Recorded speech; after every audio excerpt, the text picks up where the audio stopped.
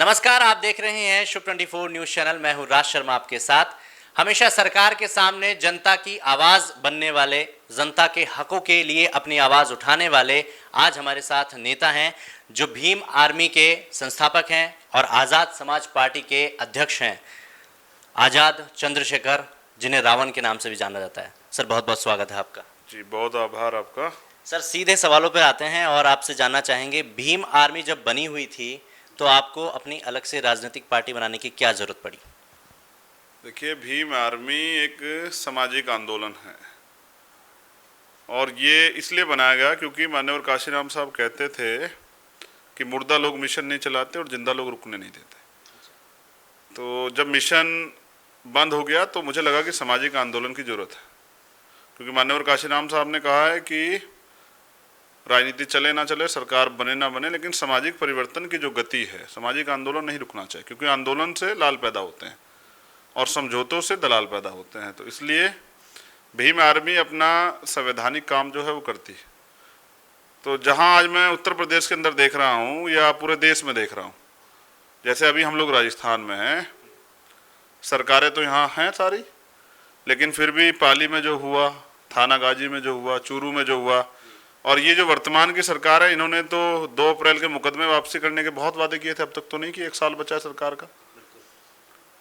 तो भीम आर्मी सड़क पे और तमाम तरह से आंदोलन करके अपना काम कर रही है, लेकिन इस देश की में जो सामाजिक परिवर्तन, आर्थिक मुक्ति का आंदोलन हमारा है, उसमें सत्ता की प्राप्ति जब तक हमें नहीं होगी तब तक हम कोई परिवर्तन नहीं कर सकते हैं और ना ही अपने लोगों का आर्थिक सशक्तिकरण कर सकते हैं।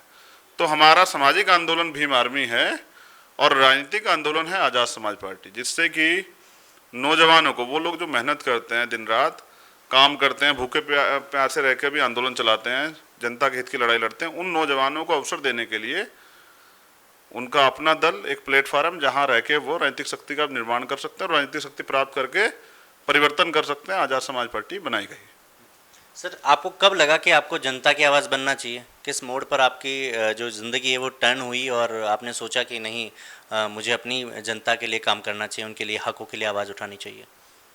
देखिए, जब आप भारतीय संविधान को पढ़ते हैं तो संविधान में जो संवैधानिक अधिकार आपको मिले, जब आप उनके पढ़ेंगे तभी तो आप उनको जानेंगे। तो जिस दिन मैंने ये महसूस किया कि राजनीतिक दल जो हैं वो अपनी जिम्मेदारी नहीं निभा रहे हैं और सामाजिक जो आंदोलन है वो भी अपनी जिम्मेदारी पूर्ण रूप से नहीं निभा रहे हैं, और मेरे लिए भी, मेरे पास भी अवसर था कि मैं MP MLA बनूं या और कुछ करूं, अपना करियर चुनूं, तो मैंने ये करियर चुना। मुझे लगता है यही मेरा जो है उद्देश्य है कि अपने महापुरुषों के आंदोलन को चलाना, जिसके लिए बहुत सारे एक पूरी लंबी एक कड़ी है, जिसमें तथागत बुद्ध हैं परिवर्तन के आंदोलन में, संत श्रोमणी सतगुरु रविदास जी महाराज हैं, भगवान वाल्मीकि महाराज हैं, गुरु नानक देव जी हैं, राष्ट्रपिता ज्योतिबा फूले हैं, छत्रपति साहू जी महाराज हैं, शिवाजी महाराज हैं, पेरियार लल्लई यादव है, पेरियार रामानायकर स्वामी, संत गाडगे जी महाराज, नारायण गुरु, बाबू जगदेव प्रसाद कुशवाहा, जन्नाय कपूरी ठाकुर,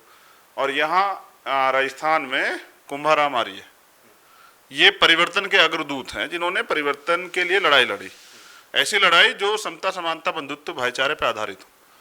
तो मुझे लगता है कि इसके लिए आवाज़ बनने की जरूरत नहीं है, मेरी जिम्मेदारी बनती है कि अपने महापुरुषों का रुका हुआ आंदोलन चलाऊं। तो मैं बस न्याय के लिए लड़ता हूं और उन तमाम तरह की सुविधाओं को देना चाहता हूं उस वंचित वर्ग को भी, जो इसके वो हकदार हैं, भारतीय कॉन्स्टिट्यूशन जो उनको देता है, और मैं इसके लिए प्रतिबद्ध हूँ, संकल्पित हूँ, और मैं अपना काम पूर्ण ईमानदार से कर रहा हूँ। क्या कभी किसी राजनीतिक दल की तरफ से या किसी पार्टी की तरफ से या किन्हीं लोगों की तरफ से जो उच्च पदों पर आसीन है, उनकी तरफ से कभी कोई प्रलोभन दिए गए हों या बहुत ज़्यादा विरोध प्रदर्शन किया गया हो आपके लिए? देखिए, मेरा लक्ष्य जो है वो मेरे सामने है कि मुझे भारत के अंदर बाबा साहब अम्बेडकर और मान्यवर साहब काशीराम साहब का जो अधूरा सपना है बहुजन राज का, यानी कि इस देश में वंचित वर्ग का, हम पिछड़े वर्ग के लोगों का प्रधानमंत्री बने, ये मेरा सपना है। और ये सपना बाबा साहब अम्बेडकर और मान्यवर काशीराम साहब का भी था, तो मैं उसको पूरा करना चाहता हूँ। अब इसको कोई सरकार नहीं, इसका कोई व्यक्ति प्रलोभन नहीं दे सकता है, तो मुझे किसी के प्रलोभन की जरूरत नहीं है, क्योंकि प्रलोभन पे मैं जीता नहीं हूँ, मैं तो मेहनत पे आधारित हूँ, कर्म पे आधारित हूँ। और मुझे उम्मीद है कि अगर मैं टुकड़ों में बटे वंचित समाज को, पिछड़े वर्ग को एकजुट कर लेता हूँ तो हम बहुजन समाज का प्रधानमंत्री बना सकते हैं। सरकारें कई आई कई गई, भाजपा हो कांग्रेस हो, लेकिन फिर भी दलितों का उत्पीड़न वैसा का वैसा ही रहा। किसे मानते हैं कि किसकी वजह से ऐसा हो रहा है, आरएसएस, बीजेपी या कांग्रेस या अन्य कोई पार्टी? देखिए, इसके लिए जितनी वो सरकारें दोषी हैं उससे ज़्यादा दोषी है ये अपने आप समाज। अगर ये समाज जो 25% ज़्यादा की आबादी में रहता है, जिसको खुद अगर ये अपनी राजनीतिक शक्ति को समझ जाए तो इसे दूसरे की जरूरत ही नहीं, और अगर थोड़ी बहुत ही है तो सहयोग लेके 30% ज़्यादा वोट इकट्ठे करके खुद सत्ता में हर स्टेट में स्थापित हो सकता है, तो मैं उसको ज़्यादा दोषी मानता हूँ कि उन्होंने अपनी जिम्मेदारी पूर्ण रूप से नहीं निभाई और वो लोग तैयार नहीं हुए, उनमें भी राजनीतिक चेतना का वो विकास नहीं हुआ है। बीजेपी हो, कांग्रेस हो, आरएसएस हो, तो ये सब लोग एक ही लोग हैं, इनसे ज़्यादा उम्मीदें नहीं है। क्योंकि अगर मैं अभी राजस्थान की बात आपसे करता हूँ कि यहाँ कांग्रेस की गवर्नमेंट ने इन्होंने बड़े बड़े वादे किए थे कि जो 2018 2 अप्रैल को आंदोलन हुआ था कि हम उसके मुकदमे हटा देंगे, यहाँ ये करेंगे, दलितों के लिए रोजगार की व्यवस्था करेंगे, न्याय देंगे। तो जितना अपराध, एनसीआरबी का जो डाटा है, दूसरे नंबर पे यहाँ राजस्थान है देश के अंदर, यहाँ दलितों पे सबसे ज़्यादा अत्याचार होते हैं। और यहाँ बच्चियाँ सेफ नहीं है, यहाँ महिलाएं सेफ नहीं है। अभी पाली का मामला है, 1 महीना सरकार ने कुछ नहीं किया, प्रशासन ने कुछ नहीं किया। कुछ कायरों ने घर में घुस के जो है मेघवाल समाज के हमारे परिवार को, हमारी माता बहनों के साथ मारपीट की। ऐसे थाना गाजी का मामला था, चूरू का मामला था। तो यहाँ तो मुझे नहीं, इन लोगों से कोई उम्मीद नहीं, मुझे तो अपने लोगों से उम्मीद है कि वो अपनी ताकत को समझें। वोट की व्यवस्था, वोट का अधिकार आपको बिकने के लिए नहीं मिला है, वोट का अधिकार मिला आपको गुलामी की बेड़ियाँ काटने के लिए। तो बस मैं गुलाम जो समाज है उसको एहसास करा रहा हूँ गुलामी का, और जिस दिन ये एहसास हो जाएगा उस दिन ये अपनी बेड़ियाँ काट देंगे। तो मुझे लगता है कि इनके साथ साथ बीजेपी कांग्रेस के साथ साथ हमारे लोग भी इसके जिम्मेदार है। मगर अब हमारे लोग लड़ रहे हैं। पिछले 5 सालों में तो हमने 2 अप्रैल जैसे आंदोलन किए हैं जो कभी नहीं हुए। तो यानी कि अब हमारे लोग तैयार हो रहे हैं और नौजवानों में खूब राजनीतिक विकास हो रहा है। वो सत्ता की चाबी को छीनने के लिए प्रयास कर रहे हैं, और मैं प्रयास चाहता हूँ वंचित वर्ग के हर व्यक्ति में, चाहे वो मजदूरी करता हो, चाहे वो किसानी करता हो, चाहे वो रिक्शा चलाता हो, चाहे ऑटो चलाता हो, चाहे वो राजमिस्त्री काम करता हो, हर व्यक्ति के अंदर ये आग होनी चाहिए कि हमें अपना राज लाना है। और मैं उसी दिन के लिए मेहनत कर रहा हूँ घूम घूम के। भविष्य के लिए क्या योजनाएं हैं आज़ाद समाज पार्टी के संस्थापक होने के नाते, अध्यक्ष होने के नाते, और भीम आर्मी के अध्यक्ष संस्थापक होने के नाते? देखिए, ये जो ओहदा है ये तो मुझे हमारे कार्यकर्ताओं ने दिया। मैं तो भीम आर्मी का भी एक छोटा सा कार्यकर्ता हूँ और आज़ाद समाज पार्टी का भी एक छोटा सा कार्यकर्ता हूँ। मैं लोकतंत्र को मानता हूँ। लोकतंत्र की परिभाषा बहुत सुंदर है, लोगों को अच्छी नहीं लगती है। लोकतंत्र में जहाँ आपके अधिकार है वहीं दूसरे के भी अधिकार है। तो बहुत सारे उद्देश्य हैं। पहला उद्देश्य जो मैंने आपको बताया, एक लाइन का है, सामाजिक परिवर्तन, आर्थिक मुक्ति का जो आंदोलन है, आर्थिक सशक्तिकरण का जो आंदोलन है, उसको कामयाब करना है, पहली बात। दूसरी बात, जैसा मैंने आपको कहा कि इसी में सब सारे हैं कि भारतीय संविधान को पूर्ण रूप से लागू कराना है और इस देश में समता, समानता, बंधुत्व पे, भाईचारे पे आधारित एक अच्छा समाज बनाना है, जहाँ महिलाएं सुरक्षित हों, जहाँ हर तबके का व्यक्ति सुरक्षित हो, जहाँ उनके लिए समान अवसर हो। और जिस तरह से जुडिशरी है, जिस तरह से यहाँ भेदभाव है सामाजिक स्तर पर और जातिगत स्तर पर, वो सब खत्म होना चाहिए।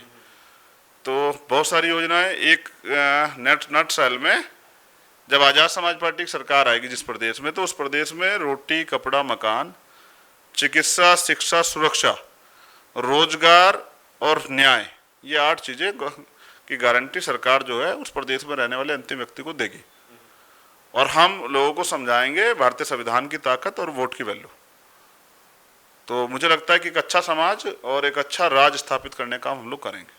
महिलाओं के उत्थान के लिए आपकी क्या योजनाएं हैं ताकि महिलाएं आगे बढ़ सके? और बाबा साहब अम्बेडकर महिलाओं का बहुत सम्मान करते थे, और आज कोई प्रधानी के पद से इस्तीफा नहीं दे सकता, प्रधान होने के बावजूद विधायक भी नहीं दे सकता। लेकिन बाबा साहब अम्बेडकर सेंट्रल मिनिस्टर थे, कानून मंत्री थे, जब उन्होंने इस्तीफा दिया हिंदू कोड पे, महिलाओं के लिए बराबरी के अधिकार। तो देश की आधी आबादी को नकारा नहीं जा सकता है।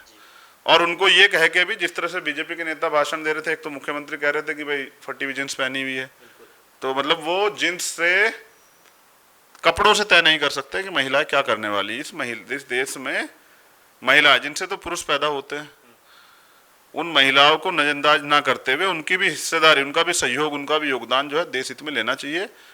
और चाहे राजनीति हो या कोई भी हो, उन सभी उसमें उनका प्रतिनिधित्व, जिसको आरक्षण भी कहा जाता है, वो होना चाहिए। उनकी आबादी के हिसाब से, जिससे कि वो वहाँ उपस्थित रहें और अपनी तरक्की के रास्ते खुद तय करें। और जिस तरह से क्या आज यहाँ सबसे ज़्यादा सुरक्षा, तो अभी सबसे ज़्यादा जरूरी मामला तो महिला सुरक्षा का है। एक महिला जो है वो रात को 10 बजे नहीं निकल सकती है भारत के किसी कोने में भी, और फिर अगर वो गांव देहात में या कहीं भी होगी तो फिर उसके चरित्र पे 100 तरह के सवाल उठाने के लिए यहाँ, हाँ, अपना समाज सब लोग खड़े हुए हैं। तो यहाँ जहाँ महिला सुरक्षित ही नहीं, वो अपने आप को जीती, अपने जीवन को जी कैसे? यहाँ महिला जीती नहीं है सर, सरवाइव करती है। वो तो समर्पण की एक मूर्ति है, बेटी के रूप में, बहन के रूप में, पत्नी के रूप में, माँ के रूप में, और तमाम रिश्तों में वो सिर्फ और सिर्फ समर्पण करती है। वो सिर्फ जो है अपने पूरे जीवन में किसी ना किसी के लिए जो है एक संघर्ष की भूमिका में और समर्पण की भूमिका में रहते हैं। मैं चाहता हूं उनको पूरी जीवन जीने का अधिकार मिले, और वो भी नौजवानों की तरह वो घर से निकले और अपने जीवन को जिए। जिस तरह से अभी सामाजिक तौर पे बेटा बेटी भेदभाव होता है, ये नहीं होना चाहिए। मैं इसके पूर्ण के खिलाफ हूँ, और जब मुझे अवसर मिलेगा तो मैं इसको करूँगा। हमने अपने राजनीतिक दल में किया भी है, एक बहुत मजबूत संगठन उनको दिया है, और उनके नेतृत्व में बहुत सारे नौजवान और बुजुर्ग जिम्मेदार पुरुष भी काम कर रहे हैं। तो उनको लीडरशिप देनी पड़ेगी, वो कर सकती है, मुझे भरोसा है। सर, अगर हम आपकी बात करें तो आप किस तरह से बाकी जो और दलित नेता हैं हमारे देश में उनसे अलग हैं? देखिए, मैं नेता नहीं हूँ, मैं तो उनका बेटा हूँ, उनका भाई, उनका दोस्त हूँ। वो बिल्कुल हर व्यक्ति चंद्रशेखर है, क्योंकि मैं गरीब फैमिली से आता हूँ, और मैंने गरीबी देखी है, मैंने ये जातिगत अत्याचार भी देखा है, मैंने तमाम तरह की परेशानियाँ भी देखी है। तो मैं उनसे निकल के आया हूँ, उसी गाँव की गलियों से जहाँ सब लोग रहते हैं, वही तमाम तरह की पानी से लेकर तमाम तरह की समस्याओं से जूझ गया हूँ। तो मैं तो उनके जैसा हूँ, मैं उनका अपना हूँ, और उनके जीवन में बदलाव चाहता हूँ जो वास्तविकता में होना चाहिए देश के हर नागरिक के जीवन में। तो मैं नेता नहीं हूँ, नेता तो आज जो कहते हैं उसको भूल जाते हैं, अपने बाजे पे नहीं रहते। हाँ, तो ऐसा नेता नहीं जीवन में बनना चाहता। ऐसे बेटा बन के, भाई बन के, दोस्त बन के उनकी तरक्की के रास्ते खोलना चाहता हूँ, और उनको इस देश में मुख्य धारा से जोड़ना चाहता हूँ। बिल्कुल सर, बहुत सारे धरना प्रदर्शन होते हैं, चाहे सीए एनआरसी को लेकर के मुद्दा हो तो भी स्टूडेंट्स को धरना प्रदर्शन के लिए आना पड़ता है। बेरोजगारों की बात करें तो अभी राजस्थान में हैं आप, और राजस्थानी सरकार के खिलाफ कई बेरोजगार लोग हैं। इनफैक्ट अब हम बात करें तो जो आशा बहन जियाँ हैं वो भी धरना प्रदर्शन को लेकर के बैठी हैं, इतने दिनों से अपनी मांग को लेकर के बैठी हैं। इतने धरना प्रदर्शन हो रहे हैं। किसान आंदोलन, जो किसान जो हैं कृषि बिल में संशोधन चाहते हैं, उन 3 बिलों को नकारना चाहते हैं कि हम पर लागू ना हो, इसके लिए भी उन्होंने धरना देना पड़ता है। तो बेसिकली ये चीज़ क्लियरिफाई हो गई है कि क्या अपने हक की आवाज़ के लिए हमेशा धरना प्रदर्शन करने बैठेंगे हम लोग? हाँ, बिल्कुल सही है, क्योंकि जब लोकतंत्र के नाम पे मजाक हो रही हो, लोकतंत्र का मतलब अंतिम व्यक्ति को भी उतने अधिकार होते हैं जितने कि ऑन चेयर जो व्यक्ति है उनको। और लोकतंत्र में हम सेवक चुनते हैं, तानाशाह नहीं चुनते हैं। जनता की मदद के लिए वो व्यक्ति चुनते हैं जो जनता की मदद करेगा। तो धरने प्रदर्शन के लिए कोई खुशी से नहीं आता, मजबूर होकर आता, क्योंकि यहाँ तो हर व्यक्ति पे काम है, हर व्यक्ति पे समस्याएं हैं, उनका अपना जीवन है। तो वो मजबूर होकर, जब वो नाउम्मीद हो जाता है कि अब कुछ नहीं होगा, तो वो धरना प्रदर्शन के लिए आता है, जो हमारा कॉन्स्टिट्यूशनल राइट है। तो मुझे ऐसा लगता है कि जब तक आपकी सरकारें नहीं होंगी, या आपका प्रतिनिधित्व की सरकारें नहीं होंगी, या आपके विचारधारक सरकारें नहीं होंगी, तो आपको धरना प्रदर्शन करने पड़ेंगे। और मैं इस बात का समर्थन करता हूँ कि लोकतंत्र में सत्ता से ज़्यादा अहम भूमिका होती है विपक्ष की। तो जनता जब विपक्ष बनती है तो बहुत आंदोलित करने वाला अवसर होता है। आज विपक्ष के लोग तो विपक्ष की भूमिका नहीं अदा कर रहे हैं, लेकिन भारत में अगर कोई विपक्ष है तो वो किसान है। तो वो जो चीज़, जो बिल नहीं चाहते उन पर क्यों थोपे जा रहे हैं? तो ये मतलब जो जनता चाहती है वो आप नहीं दे, जो जनता मना कर रही है वो आप देना चाहते हो, और जो जनता मांग रही है वो आप नहीं दे रहे हो। जनता कह रही है महंगाई से निजात दिला दो, 300 रुपये बढ़ा दिए हैं रसोई गैस पे, और 100 रुपये करीब कर दिया पेट्रोल, और फिर ऊपर से टोल टैक्स और तमाम तरह की और महंगाई बढ़ रही है। और जब कोई अपने अधिकारों के खिलाफ आंदोलन करने आएगा तो उस पर मुकदमे लगा जेल भेज देते हैं। तो ये जो लोकतंत्र का मजाक हो रहा है, ये बहुत खतरनाक है। और मैं लोगों से कहना चाहूँगा कि उनकी सारी परेशानियों की जड़ जो है वो सत्ता है जिस पर बैठ के लोग तानाशाही कर रहे हैं, आपके हक अधिकार डकार रहे हैं। जैसे अभी किसान आंदोलन में है, फिर अभी निजीकरण स्टार्ट करने के बाद सरकार ने की, तो बीमा बैंक कर्मी 2 दिन आंदोलन पे आए, फिर बीमा कर्मी आए। अब देश का जो नौजवान है, जिसके माता पिता ने उसको मेहनत की कमाई से तैयार किया है कि ये पढ़ लिख के सरकारी नौकरी प्राप्त करेगा, तो जब सरकारी डिपार्टमेंट सरकारी नौकरी कहाँ रहेंगे, तो अब तो कुछ दिनों में नौजवान भी आपको आंदोलन में दिखाई देंगे। अगर ये इकट्ठे होकर ऐसे सरकारों को बदल दें तो मुझे लगता है फिर आंदोलन की जरूरत नहीं पड़ेगी, और वो सरकारें वो हों जिनमें उनकी हिस्सेदारी हो। जब उनकी हिस्सेदारी होगी तो मुझे लगता है उनकी बात भी होगी। और अच्छा यही है कि जो सरकारें वर्तमान में हैं और देश विरोधी हैं, किसान विरोधी हैं, मजदूर विरोधी हैं, दलित विरोधी हैं और तमाम तरह के वर्गों के विरोधी, हम पिछड़ों के विरोधी हैं, ऐसी सरकारों को बदला जाए जो लोकतंत्र की जगह पे तानाशाही कर रहे हैं। और भारत की जो केंद्र की सरकार है वो एक नंबर की झूठे लोगों की सरकार है, उससे कोई उम्मीद नहीं बची है। जनता उनके खिलाफ है, आने वाले चुनाव में उनको सबक जो है जनता सिखाएगी। सर, आप भी ये मानते हैं कि तानाशाही इतनी बढ़ गई है कि कोई अगर विरोध करता है सरकार का तो उसे देश विरोधी समझा जाता है? ये तो आप खुद देख लीजिए, आपके पास डाटा होंगे, और आप कभी सरकार के खिलाफ कुछ बोल के देखिए तो आपको पता लग जाएगा।